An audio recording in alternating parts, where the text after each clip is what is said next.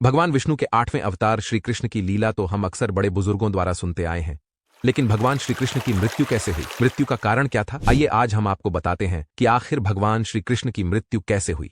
भगवान श्री कृष्ण का जन्म 312 ईसा पूर्व में मथुरा में हुआ था। हालांकि उनका बचपन वृंदावन, बरसाना, नंदगांव, गोकुल और द्वारका आदि जगहों पर बीता। बताया जाता है कि महाभारत के युद्ध के बाद श्री कृष्ण ने द्वारका पर 36 वर्षों तक राज किया, जिसके बाद उन्होंने अपना देह त्याग दिया था। उस समय उनकी आयु 125 वर्ष थी। दरअसल उनकी मृत्यु के पीछे की वजह 2 श्राप है। आइए इनके बारे में जानते हैं। महाभारत के युद्ध के बाद जब दुर्योधन और उसके सभी भाइयों का अंत हो गया तो उनकी माता गांधारी को अत्यधिक क्रोध आया। अपने बेटे के शव पर शोक व्यक्त करते हुए रणभूमि पर गांधारी ने श्री कृष्ण को 36 वर्षों के बाद मृत्यु का श्राप दे दिया। ये सुनकर पांडव चकित रह गए, लेकिन श्री कृष्ण ने मुस्कुराते हुए इस अभिशाप को स्वीकार कर लिया। भागवत पुराण में बताया गया है कि एक बार श्री कृष्ण के पुत्र सांब ने शरारत करने की सोची। सांब अपने मित्रों के साथ एक स्त्री का वेश धारण कर ऋषि मुनियों से मिलने गए। स्त्री के वेश में सांब ने ऋषियों से कहा कि वह गर्भवती हैं। यदुवंश कुमारों की इस शरारत से ऋषियों ने क्रोधित होकर उन्हें श्राप दे दिया कि तुम एक ऐसे लोहे के तीर को जन्म दोगी जो तुम्हारे पूरे कुल का सर्वनाश कर देगा।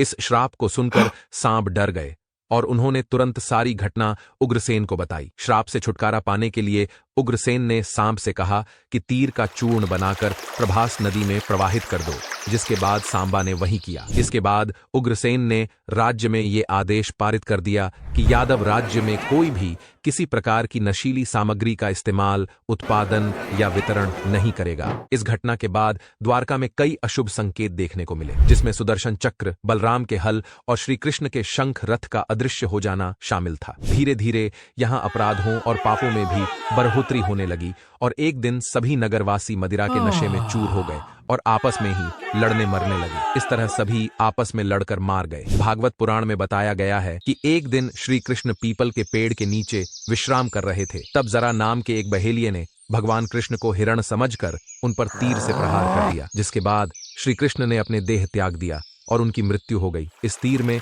उसी लोहे के तीर का अंश था जिसे सांब ने उग्रसेन के कहने पर चूर्ण बनाकर नदी में प्रवाहित कर दिया था। इस प्रकार आर्ष के श्राप के अनुसार ही समस्त यदुवंशियों का नाश हो गया। गांधारी के श्राप के अनुसार श्री कृष्ण की मृत्यु हो गई।